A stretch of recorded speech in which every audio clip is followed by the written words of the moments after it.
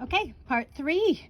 So we have Jackson claims that multiplication always makes a number bigger. He gave the following examples, and a lot of people think this. All right, and in most cases, in a lot of cases, it is true. All right, you multiply something, you multiply a whole number by something, you're going to create a bigger number. All right, well, he gives examples to say he's right. All right, if I take 6 and I multiply it by 4, I get 24. And 24 is bigger than 6. He is correct. If I take a quarter and multiply it by 2, all right, I get 2/4, all right, which is a half. And 1/2 is bigger than a quarter. He is correct. All right, those two statements are correct. What he's not correct about is that he claims that multiplication always makes a number bigger. So this is asking us, Jackson's reasoning is incorrect. His reasoning that his claim is that multiplication always makes a number bigger. All right, his evidence is correct.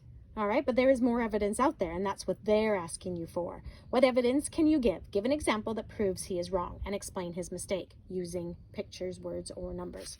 So we're going to use some numbers here. And the thing is that you can multiply any fractions by each other. All right, and you are not going to create a bigger number. All right, I will give you an example, and you can try this with any number. All right, we're just going to use 1/2 times 1/3.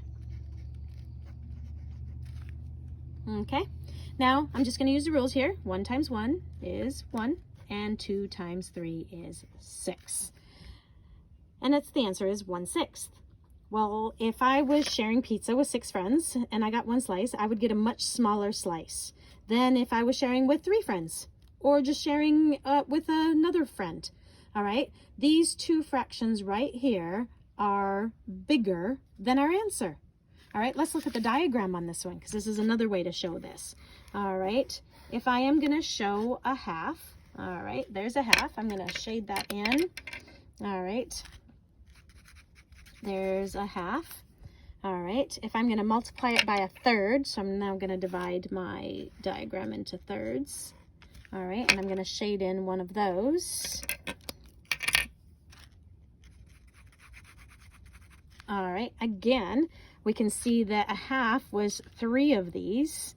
All right, and 1/3 was 2 of these boxes, but 1/6, 1 out of the total 6 that we have now, is definitely smaller than all of those others. Let's just show that one a bit darker there. So that's our 1/6. All right, so 1/6 is smaller than 1/2 and 1/3. So there is our example right there. We can say 1/6 is smaller than 1/2 and 1/3. And there we go. All right, that's the answer to that one right there. All right, in most cases, you multiply whole numbers by each other, or you multiply a fraction by a whole number, you are going to get a bigger number, but it doesn't work in all cases. All right, our last question. Now it seems like, oh, yippee, last question, but there's lots of parts to this question here. All right, so the first thing is our line plot here. And we have Jill, she's collected honey from 9 different beehives and recorded the amount collected in gallons from each hive in the line plot. All right, so her first hive right here is on the line plot is here. It's between 0 and 1. All right, so we have 0 gallons. All right, and she has 3 quarts. How did you figure that out? You needed to know that there was 4 quarts in a gallon. So we have this split up into 1, 2, 3, 4, 5, 6, 7, and then 8. All right, so if we were right in the middle, that would be 2 quarts. All right, so basically this would be 1/2 of a quart, 1 quart, 1 1/2, 2, 2 1/2, 3 quarts. So that's how we know that that one right there is at 3 quarts. So that one was done for you. All right, the next one, B, all right, so she has, B is at 1 gallon. All right, so we got the 1 gallon right here, and she's at 1/2 of a quart, 1 1/2, 2 1/2, sorry. All right. 1 gallon, and then we have 1/2 a quart, 1 quart, 1 1/2 quarts, and 2 quarts. So B is, we have 2 X's at that there, and those represent 1 gallon and 2 quarts. All right, C is 2 gallons, and here we just have a half of a quart, all right, which is 1 pint. So it's gonna be 2 gallons, because we're at the 2 there. There's 0 quarts, because it was only a half of a quart, and a half a quart is 1 pint. Sorry, didn't fill out our pint there. We had 0 pints on that one there. And D represents 2 gallons. There's our 2 right there. All right, so we got our 2 gallons. And we have, if we look at that there, we have our half of a pint, our half of a quart, 1 quart, 1.5, 2, and we've got 2.5.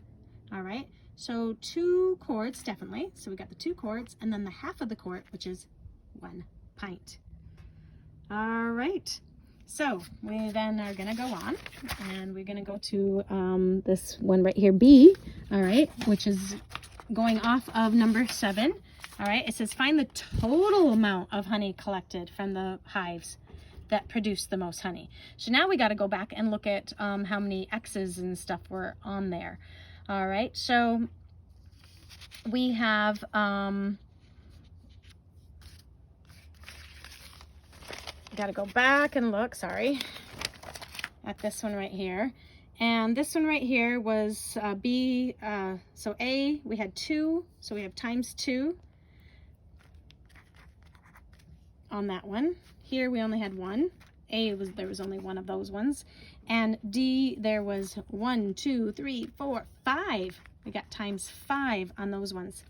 All right, I'm running into a bit of an issue because I just saw that my phone is about to die. So I guess it is going to be in 4 parts. So this is part 3, and to finish up this test, you're gonna have to come back to part 4 of the video, and that's gonna have to be after I charge my phone. Alrighty, see you in part 4.